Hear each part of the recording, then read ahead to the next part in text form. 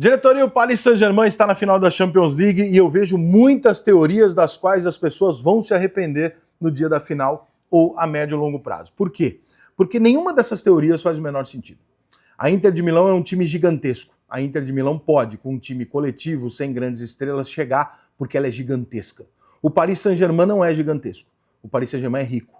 E está se tornando gigantesco ao longo de muitos anos de investimento. Desde 1994, quando o Raí foi para lá, o Paris Saint-Germain tem até hoje no Raí a figura do maior jogador da sua história. Isso pode mudar como um título de Champions League, mas tudo isso começa naquele momento onde o Paris Saint-Germain tem Ricardo Gomes, Leonardo, Raí e começa a se tornar um grande protagonista do futebol francês e dali parte para a Europa. Ele é obcecado, obviamente, por ganhar a Champions League e monta times e investimentos de dinheiro lá de shake, o caralho, e contrata todo mundo e tal. E aí algumas pessoas muito limitadas ao resultado do jogo dirão assim, tá vendo?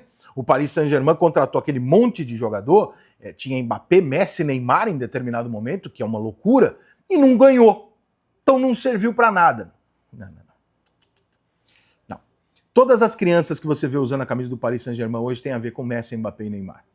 Todas as camisas, em 2020 o Paris Saint-Germain vendeu quase tantas camisas quanto o Flamengo, tendo uma torcida infinitamente inferior, foi pela internacionalização da marca possível para europeus e impossível para sul-americanos. E eles fizeram isso através desses jogadores. Esses jogadores geram receita, essas receitas geram também interesse nos outros times, nos jogadores em vir para o clube pelo salário e também por querer jogar com esses jogadores. As crianças passam a jogar no videogame e tudo isso envolve um crescimento de marca. O Paris Saint-Germain não cometeu um erro estratégico ao contratar essas estrelas. E detalhe, hoje, no dia 7 de maio, ele está no mesmo lugar que essas estrelas também chegaram. Então o discurso de, tá vendo, sem estrela funciona, pera lá, porque ele já jogou uma final de Champions League com estrela. Então, não é estrela ou não estrela. No dia 31 de maio, se o Paris Saint-Germain perder a final e eventualmente um jogador muito talentoso da Inter de Milão drible 2 jogadores na cara do gol e faça um golaço e resolva o jogo, um jogo equilibrado, você vai dizer assim, fez falta o cara que decide. O cara diferente. Mas aí os medalhões então não funcionavam? Porque a Alemanha ganhou uma Copa do Mundo no Brasil sem nenhum gênio. E na outra Copa do Mundo, um gênio acabou ajudando muito a dar um título para a Argentina. E aí, qual que é a receita de bolo que você quer escolher? Porque as duas fizeram um bolo. Os 2 bolos estão na sua frente, são reais. Você pode escolher uma para argumentar. Mas você concorda que você está escolhendo? E não que você está enxergando que não há uma receita de bolo e que as duas coisas dão certo? A contratação dos ídolos que o Paris Saint-Germain contratou, e principalmente até a manutenção do Mbappé, que também é tão forte quanto a contratação do Neymar e do Messi, você manter um jogador daquele nível, né, que o Mbappé estava, com o Real Madrid em cima e tal, também é caríssimo. Isso tem a ver com engrandecer a marca do clube para que ele possa chegar a ser atrativo, conhecido e com receita suficiente para ganhar uma Champions League, que ele ainda não ganhou. E eu tô torcendo pra Inter, inclusive, porque eu quero que o Raí continue sendo o maior ídolo do Paris Saint-Germain, não quero que eu te substitua. Então eu quero que o Raí fique lá, então eu não tô torcendo pro Paris Saint-Germain, tô torcendo pra Inter. E tudo isso faz parte do negócio.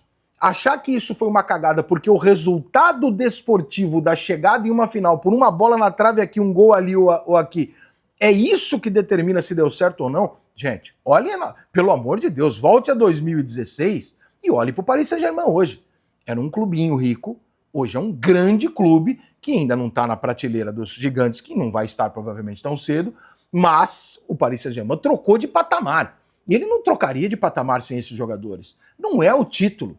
Porque o título, o Chelsea ganhou. O Chelsea mudou de patamar, será?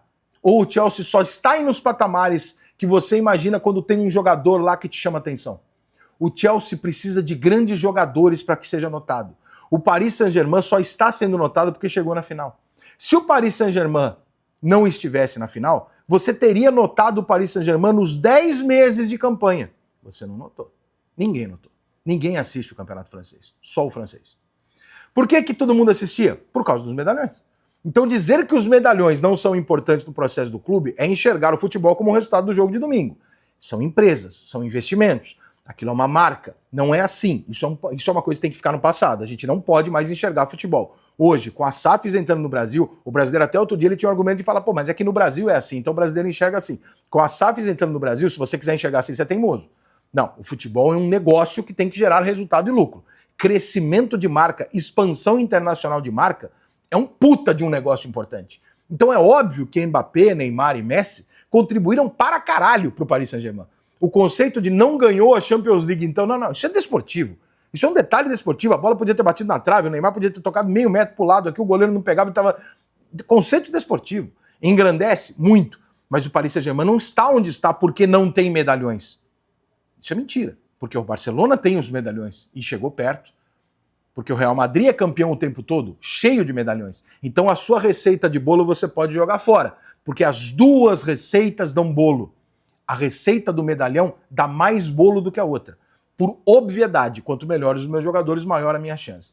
Então acreditar que acabei de encontrar uma fórmula que mostra que... Não. O que essa fórmula está te dizendo não é isso. O que essa fórmula está te dizendo é a comprovação de que cada dia menos o futebol exige qualidade técnica exagerada.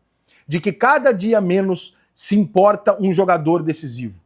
De que quanto mais coletivo, força física, tática e intensidade você tiver, menos importante é a qualidade individual do jogador. E pior, poucos jogadores no mundo hoje são capazes de resolver um jogo.